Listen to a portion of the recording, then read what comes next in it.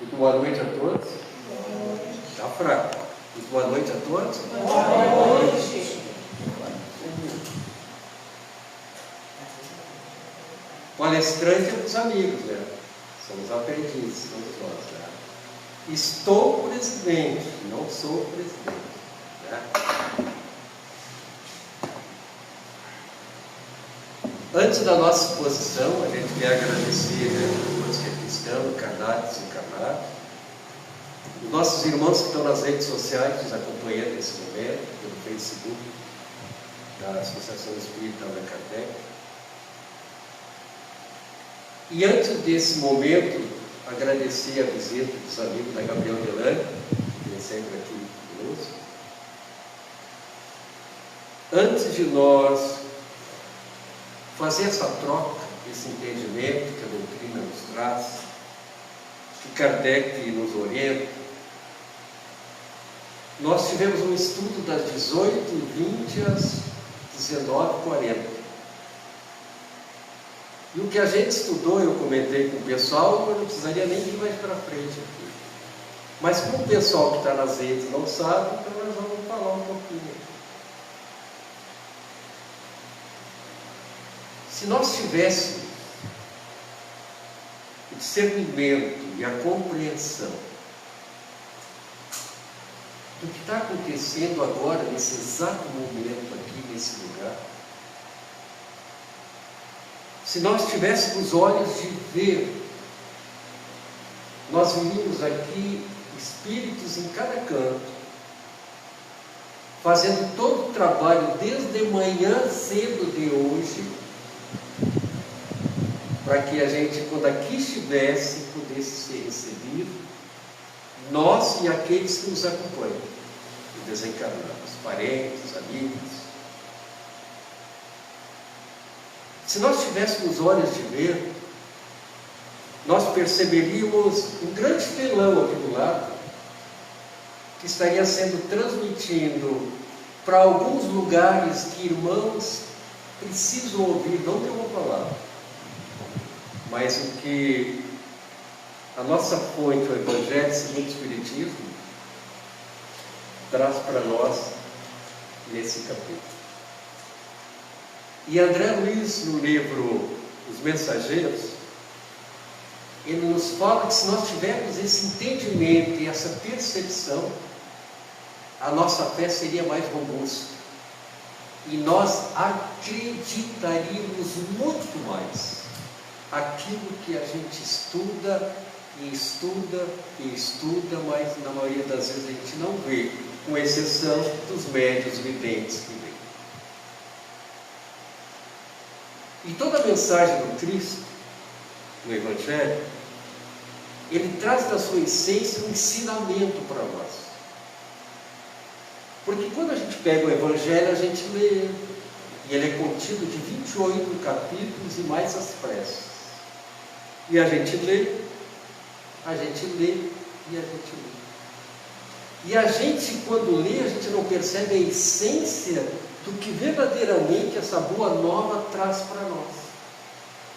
E preocupado com esse entendimento, Kardec, nesse capítulo, nesse item, motivo da resignação, ele traz para nós algum entendimento que nesses minutos nós vamos tentar junto compreender.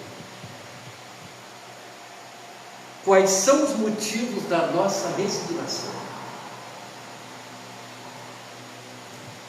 Por que nós temos que nos resignar? Hoje, sexta-feira santa, segundo as Escrituras, e aconteceu, Jesus foi supliciado, machucado, vai passar uma noite toda em sofrimento. No sábado vai caminhar até o Gólgota, que é o morro onde ele vai ser crucificado, ou foi crucificado. E no terceiro dia, no domingo, vai ressuscitar, conforme as Escrituras.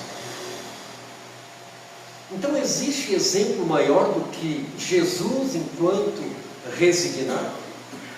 Não existe. Mas claro, que é resignação? Segundo Aurélio, o livro feito pelo homem, resignação é o ato de submissão à vontade de alguém ou do destino. E na visão espírita, o que é resignação? É a aceitação serena e ativa das dificuldades. Aceitação serena e ativa das dificuldades, das provas e dores, compreendendo-as como oportunidade de aprendizado e evolução sem revolta. Há uma grande diferença da resignação da mão do homem com a resignação que os Espíritos nos trazem. E o maior exemplo de resignação que pisou nesse planeta tem um nome: Jesus de Nazaré. Lembram? Pai, perdoa-lhes porque eles não sabem o que fazem. Super machucado, judiado. E ainda lembrou de nós, e no estudo comentávamos aqui que o sofrimento do Cristo não é pelas dores que ele já tinha e estava acontecendo, e doeu a chicotada, mas sofrimento porque a gente não conseguiu entender a sua mensagem ainda. Esse é o sofrimento dele, diferentemente, que nem nós comentamos no estudo aqui antes, sofrimento material, que doeu, sim, aquela cruz pesada, aqueles chicotes nas pernas, a gente não tem noção. E ele ali firme, resignado.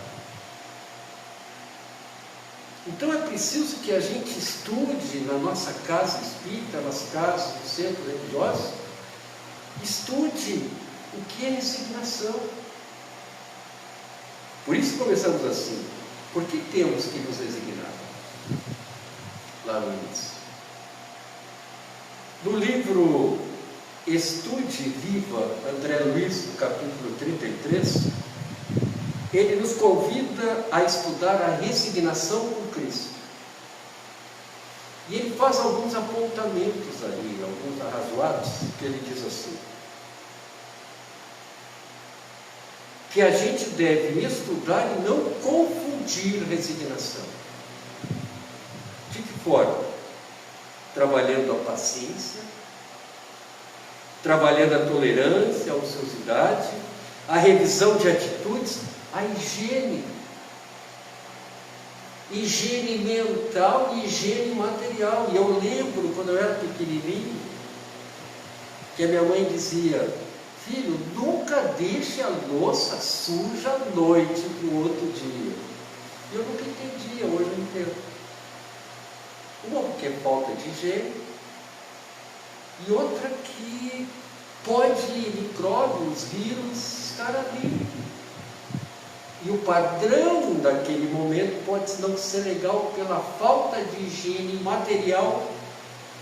Claro que ela não tinha essa noção, mas ela estava intuída nesse sentido. Sem falar em higiene mental que nós temos que fazer todos os dias. André Luiz nos trazendo isso.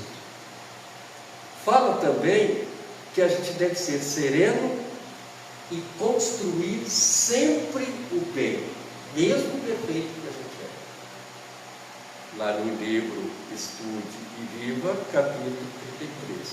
E ainda ele vai mais firme, lembrando muito mais, coincidentemente, essa semana que se comemora mais a Páscoa, mais o ovo, mais o chocolate, do que o sofrimento do Cristo nascente de sábado. Ele diz assim: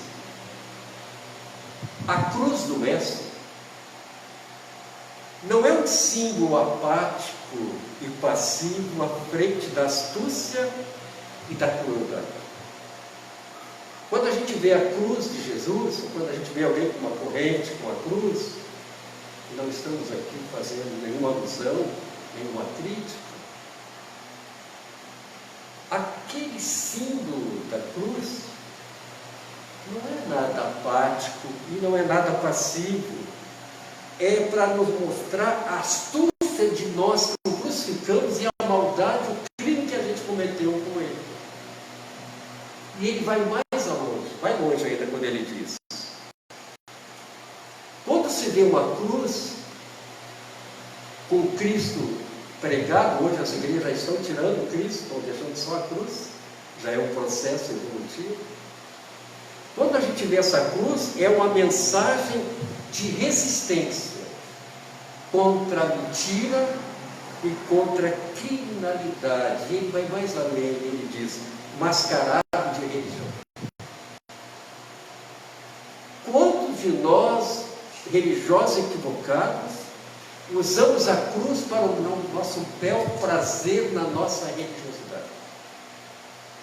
Ao longo dos milênios, através dos concílios, quando nos concílios de Nicéia, de Constantinopla, puseram ali os dogmas, os rituais, a cruz, o altar, reverendo, fazendo uma referência a algo não apático, mas pelo bel prazer da sua religião. Que a gente tem dificuldade de entender religião também. Se perguntarem para mim qual é a minha religião, eu digo: a minha religião é Deus. Por quê? Porque religião é religar o Criador com a criatura. Agora, se você perguntar qual é a minha religiosidade, qual é a minha religiosidade? E a tua? Católica. E a tua? Qual é a religião? Então, a gente usa muito essa terminologia religião, essa palavra religião, para trazer o nosso bom prazer dando a cruz do Cristo. Quando essa cruz, nada mais é que uma mensagem do que a contra a mentira e o crime que a gente cometeu com Jesus. Então, Jesus é a própria encarnação de cada virtude que a gente conhece. E esse tema resignação está tão presente nos dias atuais. Como tem sido a minha resignação? Eu estou sofrendo? Está doendo? Eu estou entendendo esse sofrimento? Estou, então estou me resignando. Por isso a preocupação do Kardec nesse item. E quando a gente começa a ler o Evangelho e entender, e não interpretar ele, a gente começa a entender e compreender a mensagem que ele trouxe para nós, e não apenas o texto do Pai. Por que tantas dores tem nesse planeta? Por que tantas guerras? Por quê? Por que eu sofro tantas dores? Será que eu faço essa pergunta para mim? Por que ao meu redor não acontece nada do que eu desejo? Por que o meu vizinho está sempre sorrindo e eu triste? Porque parece que tudo para ele é tão fácil e para mim é tão difícil. E aí, no estudo, a gente às vezes é difícil e fácil, mas a gente está vendo que certamente não está entrando dentro do íntimo da criatura. E ao nosso ver, parece que está bem, uma grama do vizinho sempre é mais verde, não é assim? A gente diz, não. Então, diante dessas e outras perguntas, o Espiritismo nos orienta no entendimento da resignação. Nós que estudamos a doutrina, nós temos que começar a compreender o que é resignação. E para melhor entender a compreensão desse sistema, o Kardec, capítulo 5, entre 12 motivos de resignação, é a verdade fixa. A gente tem que lembrar das boas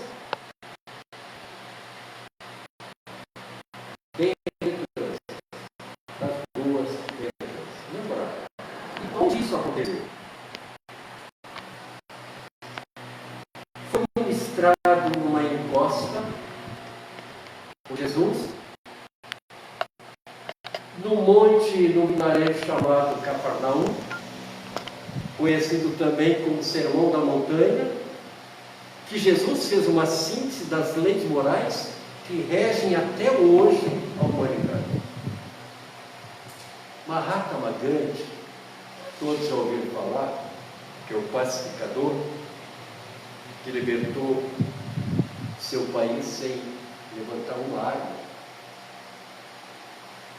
Ele diz assim, que a doutrina de Jesus, não é a doutrina espírita, a doutrina de Jesus, se nós a entendêssemos de verdade, nada sofreria,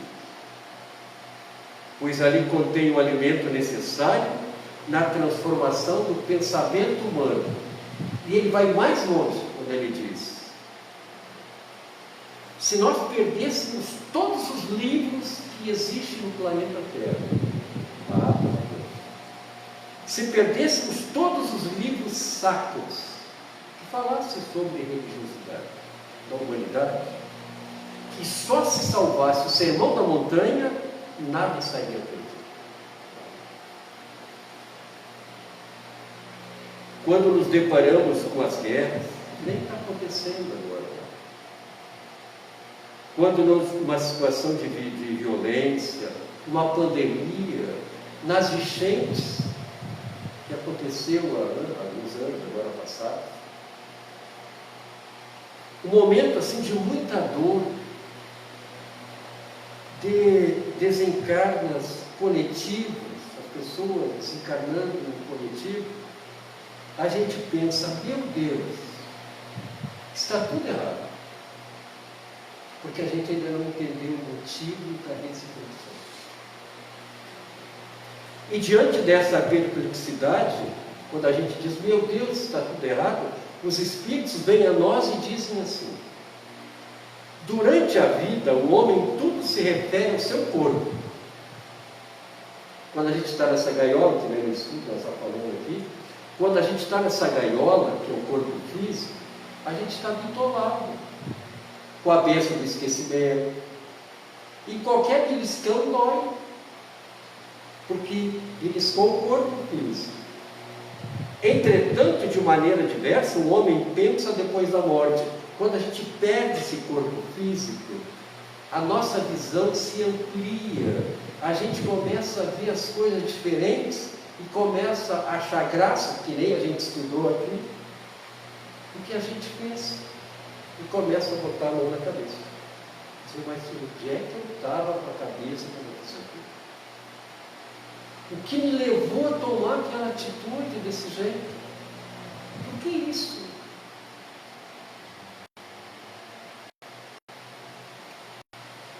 Ora, conforme temos dito a vocês, diz o Espírito, a vida do corpo bem coisa pouca é. A gente dá um valor desse corpo velho, mas não é a coisa mais essencial que existe na nossa caminhada. Eles dizem assim, voltando ao estudo que a gente fez, um século do vosso mundo não passa de um relâmpago na eternidade. Sabe esse sofrimento que está doendo? De lá vai passar. Não é o que a gente estudou, vai passar. Está aqui, o Espírito diz. Está feliz? Está dando tudo certo? Vai passar. Essa é a nossa caminhada. Logo, não são sofrimentos tal. Ok, mergulho na carne, encarnei e fico me queixando. E esqueço os motivos da resignação. Eu pedi para que isso acontecesse, estou me queixando do quê? Por isso Kardec se preocupa em trazer para nós esse entendimento. E não é apenas uma leitura, está dando para entender, pessoal? Esse entendimento? Então o sofrimento é um instrumento da lei para desenvolver os sentimentos em nós. O sofrimento para nós e a dor, os Espíritos dizem que todos na Terra sofrem. Não existe um habitante do planeta Terra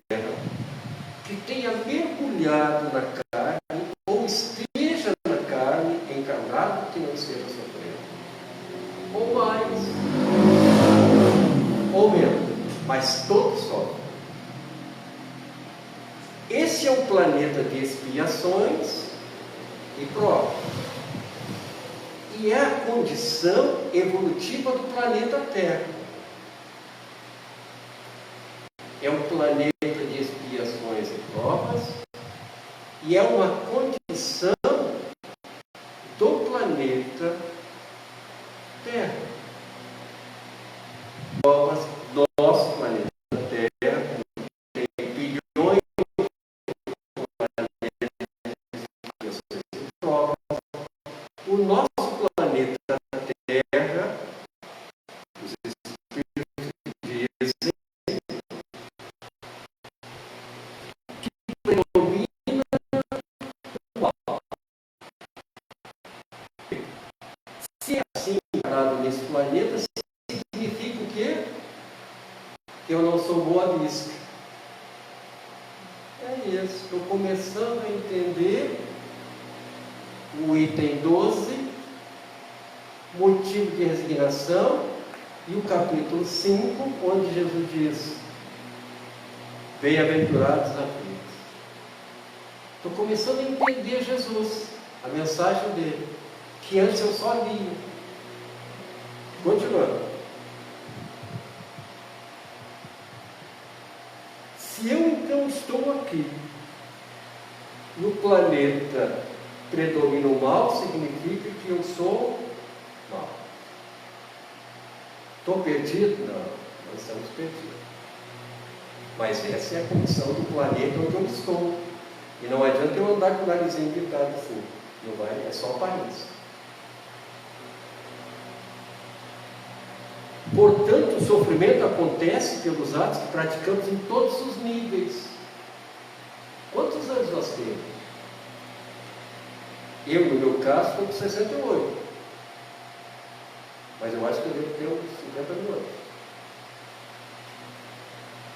Encarno, mergulho e vou e volto, sempre para o mesmo planeta. Mas eu não sou bom. Se eu sou bom, eu não tenho que vir para cá. Eu estou me convencendo que eu não sou bom. Mas aqui é uma escola. É um hospital que vai fazer com que eu me transforme através do amor para ser bom.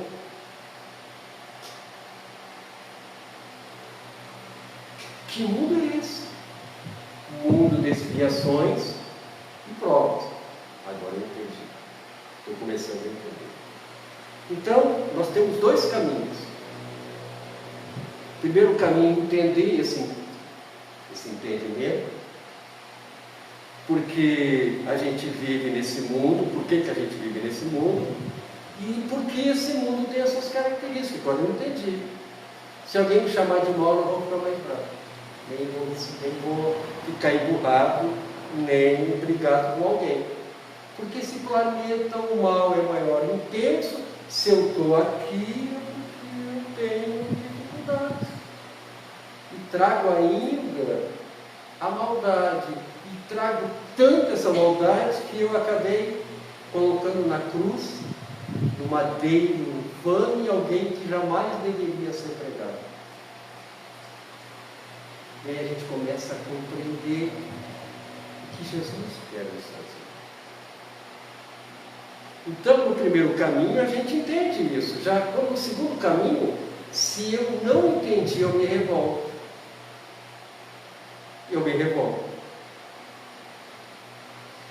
Porque se eu entendo, eu sei por que eu estou sofrendo. E saberei trabalhar como não sofrer tanto. Usando o quê? A resignação. E a gente carrega essas marcas ao longo das nossas caminhadas. Mas tem saída? Será que Deus nos atirou aqui e não tem volta? Tem saída. Fugir dos males? Não tem como. Nos esconder? Impossível. É impossível porque os Espíritos nos dizem, por onde a gente vai, a gente leva junto o que a gente tem. A gente só dá aquilo que tem. Nós já ouve isso seguido? A A gente não dá aquilo que a gente não tem, a gente somente oferece sempre aquilo que a gente tem. E, paralelamente, não importa onde a gente vá, vai junto com nós as leis divinas. Para quando a gente cometer o mal, a lei diz não faz. Está errado. E aí, mesmo tendo a tendência do mal, eu usando as leis divinas, eu começo a me transformar, mudar nossas posturas, começar a me transformar e começar a ser bom, para que na próxima reencarnação, quando esse planeta entrar por uma categoria de regeneração, eu vou reencarnar nesse planeta de regeneração, onde o bem será mais intenso que o mal. Agora, se eu não mudar, eu vou reencarnar em outro planeta, que não é mais a Terra, e será um planeta de expiações e provas. E aí, quando eu lá estiver como aqui estou, eu tenho que trabalhar a resignação em mim. Não me queixar mais, que nem eu tenho me queixado sempre. E entender e compreender tudo isso.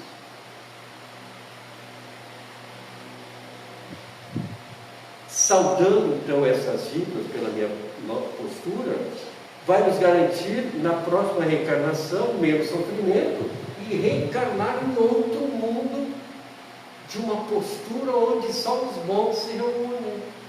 No caso da regeneração também haverá mal, mas a intensidade desse planeta, a condição dele, do planeta Terra, de regeneração, vai ser de bondade.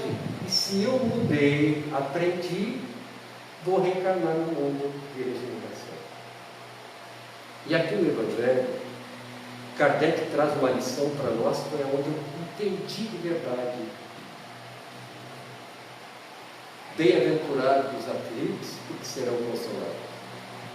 Quando Cristo fala assim, dizendo assim: se devemos para alguém uma determinada quantia,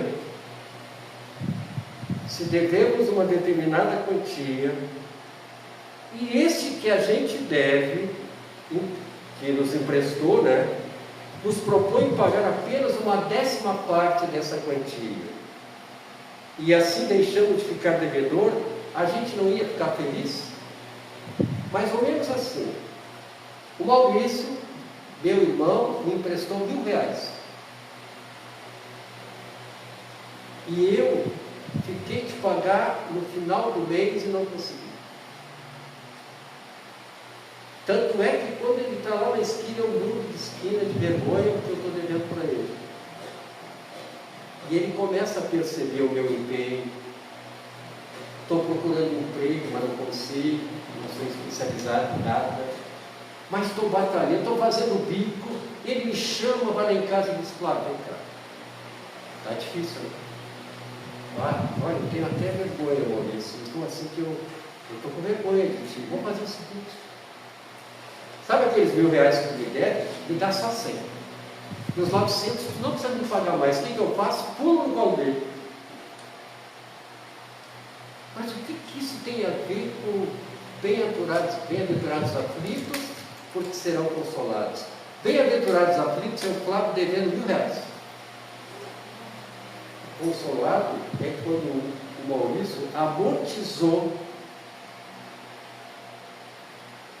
os R$900 e eu paguei só 100. Ou seja, consolado é quando Deus permite que eu reencarne de novo para pagar a dívida que eu tenho, mas não de 1.000, mas de R$100. Deu para entender, pessoal? Isso é bem-aventurados aflitos, o devedor, somos nós. Serão consolados a reencarnação, porque lá no meu planejamento, querida amiga, eu botei lá, eu vou trabalhar paciência, amor, caridade, doação, e a espiritualidade me chama de meios. Eu devo tudo isso. E ao longo das minhas caminhadas eu provoquei, não fui paciente, não fui amoroso, fui desleal, não fui caridoso, mas eu quero resgatar tudo isso, R$1.000. Aí a espiritualidade diz assim: ó, só paciência, R$100. E eu reencarno. Chego aqui, alguns consegue. A maioria de nós não consegue. E aí a gente se torna mais devedor. E volta para a espiritualidade e bota as mãos na cabeça de novo. Eu tive uma oportunidade, a minha dívida era de 900, de 1.000, e Deus, na minha reencarnação, propôs que eu pagasse só 100. Eu fiquei maravilhado, agradecido enquanto desencarnado, encarnei com o esquecimento do meu corpo físico, vim aqui, além de não pagar os 100, trabalhar só paciência, além de não trabalhar só paciência, eu ainda adquiri mais dívidas. Assim tem sido a nossa caminhada. Deu para entender, pessoal? Como agora ficou mais fácil quando a gente lê o Evangelho? Bem-aventurados, aflitos, porque serão consolados. Que assim seja. Não. Eu entendi o que é escrito aqui. Isso é o Evangelho. São 21 capítulos que nos ensinam isso para nós, para que a gente possa compreender, possa entender. Por isso o estudo na casa espírita é importante, da gente não interpretar o Evangelho, entender a mensagem do Cristo, que Ele nos traz. Bem-aventurados misericordiosos serão consolados. Quem são os misericordiosos? Aqueles que têm misericórdia com o outro, porque ele será consolado. Ou seja, se a sua dívida era 1.000, se ele for misericordioso, ele vai pagar só 50 reais. Não você. Deu para entender, pessoal? Essa simbologia do Cristo, porque a mensagem do Cristo é assim. E hoje a gente está chicoteando, fazendo ela simbologia de há 2026 anos atrás. E a gente crucificou uma criatura dessa. Imagina como a gente é imperfeito, como esse planeta, a condição é maior, é o mal. E tem sido assim a nossa caminhada toda. Então o sofrimento e a nossa punição que exercitamos e queremos nos moldar a parar a punição imposta por nós mesmos. Assim, puxa, como Deus está com essa mão pesada em cima de mim? Não! É eu que pedi para que isso acontecesse, de verdade, e eu disse ainda que quando encarnado eu estivesse, eu ia ser resignado, eu ia aceitar sem me queixar, porque agora, no mundo espiritual, sem esse corpo físico, eu sei que eu devo 1.000 reais. E quando eu reencarnar, não vou precisar pagar 900. Se eu pagar 100, eu já posso melhorar moralmente. Quando encarnar, já posso encarnar no mundo de regeneração. Viu como ficou melhor a compreensão? Está aqui. Não estou aumentando nada. Tudo está aqui no livro do Evangelho.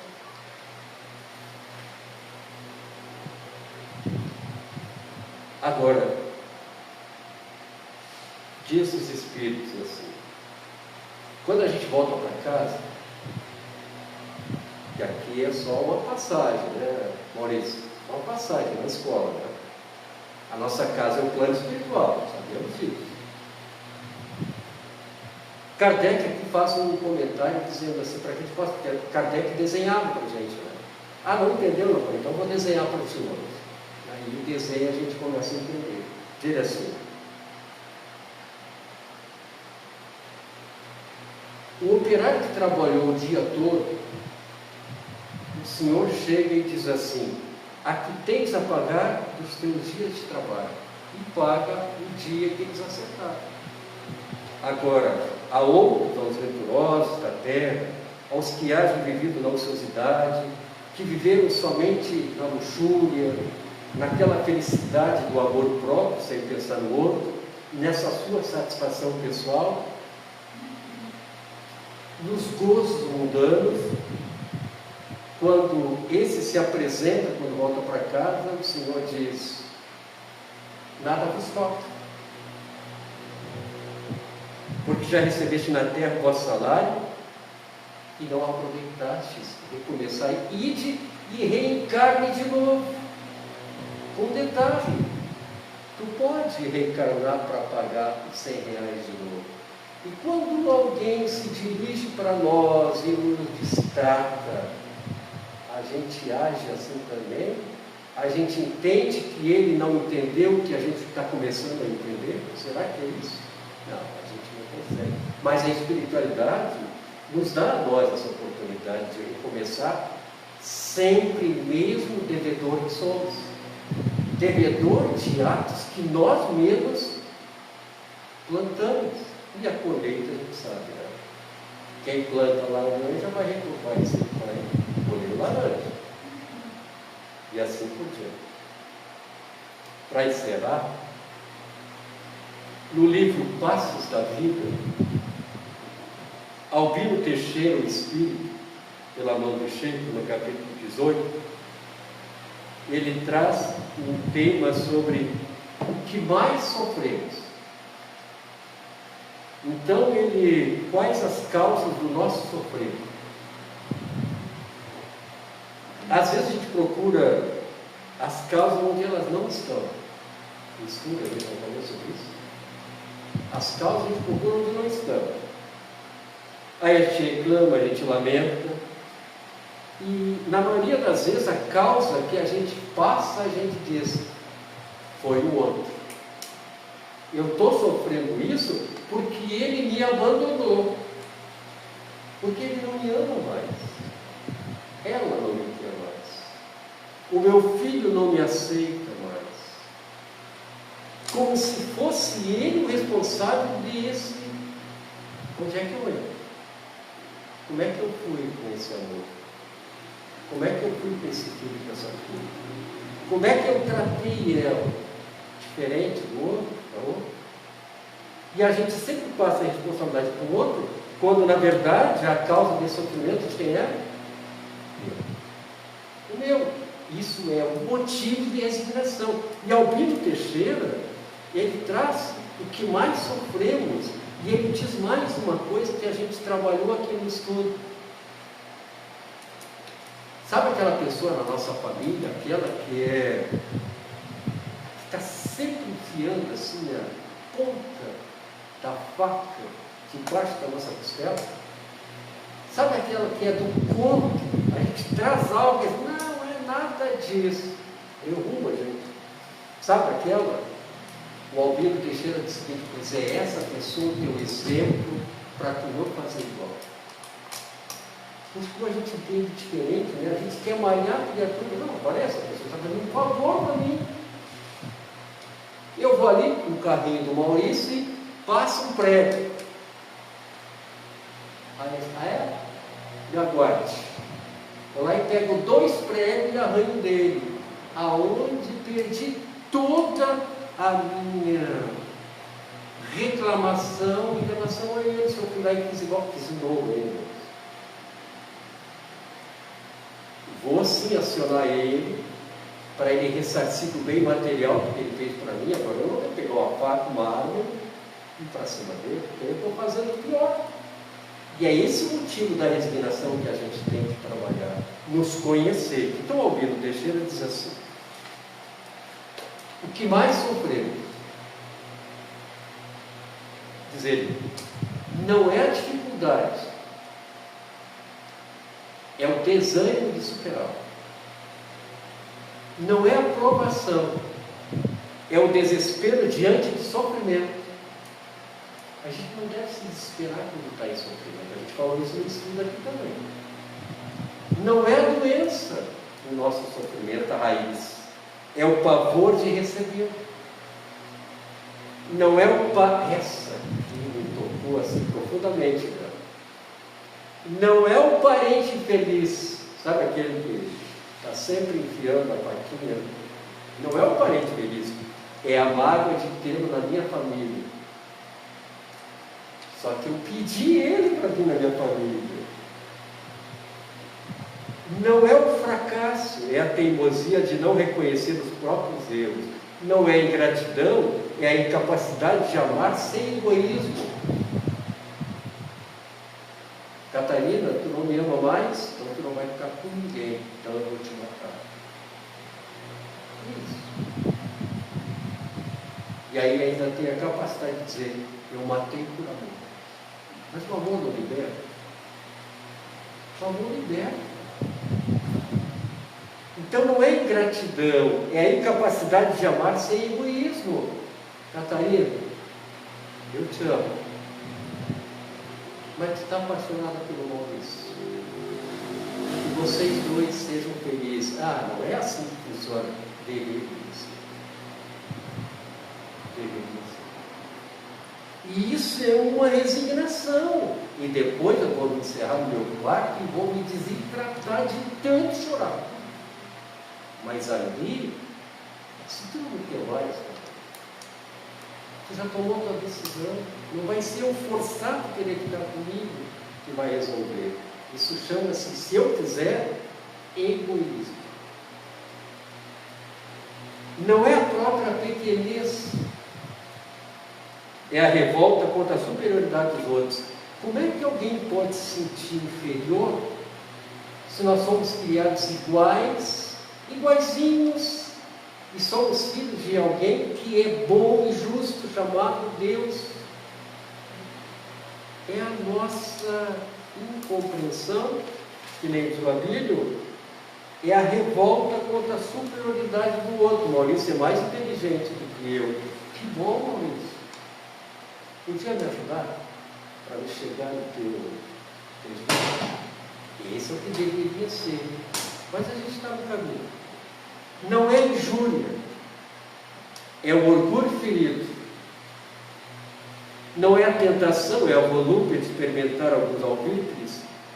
Não é a velhice do corpo. Quantos não querem envelhecer? É a paixão pelas aparências. A gente tem que se aceitar. O tempo vai passando e agradecer por não ter desencarnado ainda. Está ainda aqui, o corpinho está se entregando, está esquecendo, o corpinho está esquentando, aquilo mais ou menos esquecendo. Já que eu deixei achar, não lembro, estou esquecendo, mas estou vivo, estou aproveitando, convivendo com a família que eu estou, com os amigos que eu estou. Então a raiz do sofrimento não é a velhice do corpo, é a paixão pelas aparências. Eu não estou vivendo como eu deveria viver. E para encerrar e dizer assim, como é fácil de perceber na solução de qualquer problema, o pior problema é a carga de aflição que a gente cria. O nosso problema é assim, e a gente começa a se queixar e deixa desse tamanho. E esquece que nós somos filhos de Deus, que somos irmãos. E aí a gente, no criar essas aflições, a gente desenvolve e vai nos sustentar por muitos anos e a gente entra em depressão. A gente começa a se sentir inferior. E aí fica uma pergunta pessoal para cada um de nós. Uma pergunta. O que mais sofremos? Por hoje, eu quero agradecer a Deus, a Jesus, aos amigos espirituais que aqui são conosco, pela oportunidade da gente junto poder trabalhar e entender o que o Evangelho nos traz. E agradecer aos irmãos por sustentar essa casa, todas as ciências estão aqui lutando, vibrando.